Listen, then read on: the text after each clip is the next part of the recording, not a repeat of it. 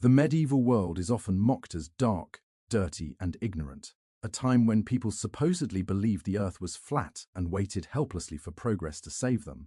But that story is a modern myth, and the truth is far more uncomfortable for us today, because when you look closely at how medieval people built their homes, preserved food, treated disease, managed cities, and lived in harmony with their environment, it becomes clear that they understood things we have forgotten. Without electricity, engines, or modern science, they designed buildings that stayed warm in freezing winters and cool in extreme heat, using stone, wood, earth, and airflow with mathematical precision. They created diets based on seasonality, fermentation, and balance that supported gut health, long before the word nutrition existed. Their cities used gravity-based water systems, natural waste recycling, and public bathhouses centuries before modern sanitation became standard.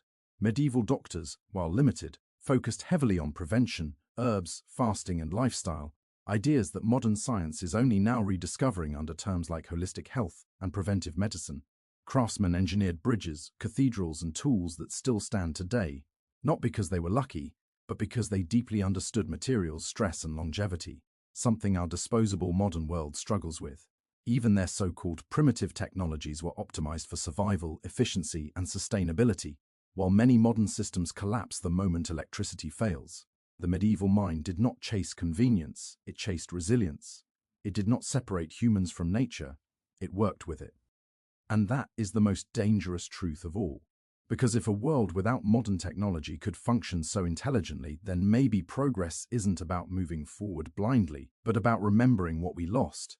The medieval world wasn't stupid, it was smart in ways we no longer value, and the proof is still standing all around us.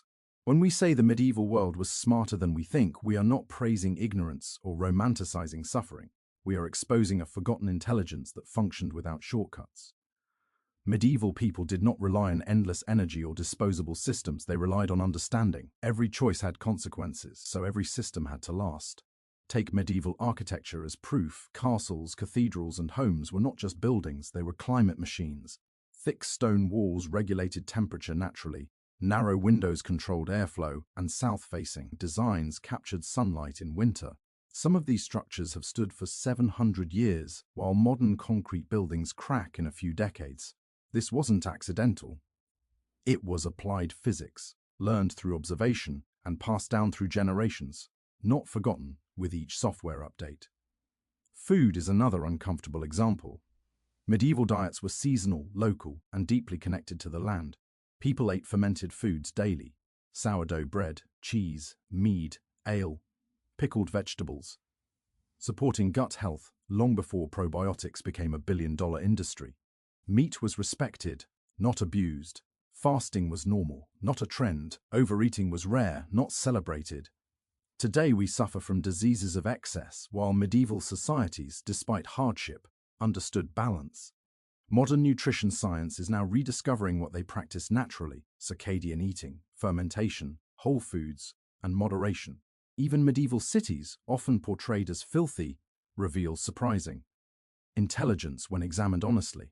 Many used gravity-fed water systems, underground drainage, public bathhouses, and organized waste removal. Streets were designed for airflow. Town layouts followed trade, defense, and sanitation logic. Compare that to modern megacities, where a single power outage can shut down water, food supply, communication, and heating within hours. Medieval systems were decentralized by necessity, and decentralization is now considered the future of resilience. Medicine, too, tells a different story than the caricature. Yes, medieval doctors lacked microscopes and antibiotics, but they focused on prevention, lifestyle, herbs, sleep, fasting, and mental balance. They observed patterns over lifetimes. Modern medicine excels at emergencies but often fails at long-term health.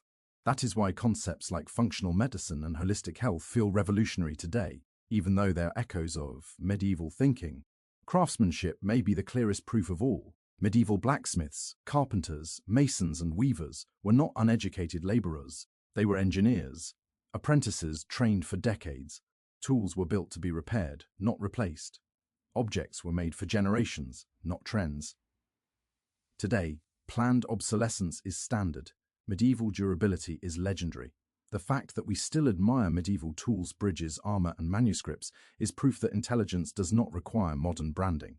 The medieval world also understood something we struggle with deeply today: limits. They knew resources were finite, time was sacred, nature was not an enemy to conquer, but a force to respect. Modern society prides itself on control, yet collapses under complexity. Medieval society accepted constraints and built systems that survived within them. That is not backward thinking. That is wisdom. Perhaps the most shocking realization is this, Mediev. Our people lived without the illusion that technology would save them. They took responsibility for survival, community, and continuity. Modern humans, surrounded by comfort, have outsourced resilience to machines. When systems fail, panic follows. Medieval people expected hardship and prepared for it. So when we laugh at the past, we are often laughing at a mirror. The medieval world was not smarter because it had more information. It was smarter because it used what it knew fully. It valued longevity over speed, resilience over convenience, and understanding over consumption. And the proof isn't hidden in books. It's standing in stone, written in wood, fermented in food, and embedded in systems that outlive their creators. The real question isn't whether medieval people were intelligent. The real question is whether we are wise enough to learn from them. If we continue peeling back the layers of history without modern arrogance, the intelligence of the medieval world becomes impossible to ignore. Because medieval people were not trying to dominate the world, but to survive within it. And survival demands a kind of intelligence that comfort slowly erases. Which is why their homes were designed not for beauty alone, but for thermal logic. Their walls thick enough to store heat during the day and release it at night. Their roofs angled to shed snow. Their floors insulated with earth and straw. Their windows placed for airflow rather than views, turning buildings into living systems rather than lifeless boxes. And while we praise modern insulation and HVAC systems, medieval structures achieved stability without consuming endless energy, meaning they understood passive design centuries before modern engineers gave it a name. Their relationship with time itself was also fundamentally different, because medieval life moved at the speed of seasons, not notifications, and this slow rhythm allowed observation, refinement, and mastery. A blacksmith didn't rush production, a farmer didn't fight the land, and a healer didn't silence symptoms but watch patterns unfold over years, creating a culture where knowledge was embodied rather than outsourced. Medieval agriculture alone proves extraordinary intelligence, with crop rotation systems like the three-field method restoring soil nutrients naturally, preventing exhaustion of land long before chemical fertilizers existed, while modern monoculture farming strips soil lifeless in a few decades, forcing artificial correction for problems medieval farmers solved through patience and understanding. Even their tools reflected this wisdom, designed to be to functional, repairable, and adaptable, not locked behind proprietary systems, meaning a medieval village could function independently while modern societies collapse when supply chains fracture. The medieval understanding of materials was so refined that cathedrals were engineered to redistribute weight through flying buttresses, arches, and vaults that defy gravity even today. Structures built without computers, yet precise enough to stand for centuries, while modern buildings sometimes fail within decades despite advanced modeling, revealing that calculation alone does not replace intuition shaped by experience. Social intelligence was equally present, because medieval communities were interdependent by necessity, creating strong social cohesion, shared responsibility, and collective survival strategies. Unlike modern isolation, where individuals depend on systems rather than each other, leaving societies fragile beneath the illusion of independence. Even medieval laws and customs often reflected ecological intelligence, restricting overhunting, protecting forests, managing shared resources, and enforcing seasonal limits, not out of romantic environmentalism but survival logic, a logic modern civilization is now desperately trying to relearn through sustainability movements.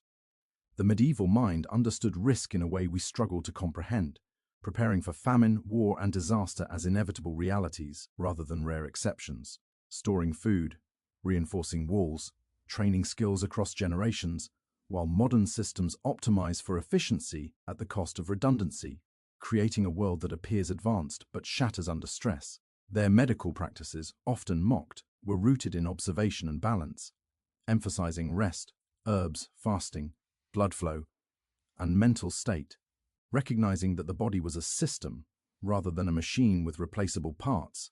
And, while medieval medicine lacked modern precision, it understood something we overlook, that healing is not instant and health is not a pill.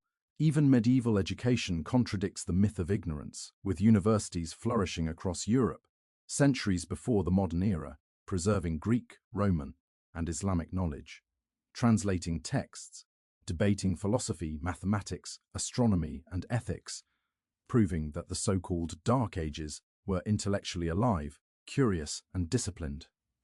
Medieval astronomy guided agriculture, navigation, and religious calendars with remarkable accuracy, while their timekeeping systems aligned human activity with natural cycles instead of forcing productivity regardless of daylight or season. Perhaps most telling is their relationship with death, something modern society avoids obsessively, yet medieval people accepted mortality, planned for it, and structured life around meaning rather than endless accumulation, which gave clarity to priorities, resilience to hardship, and depth to culture.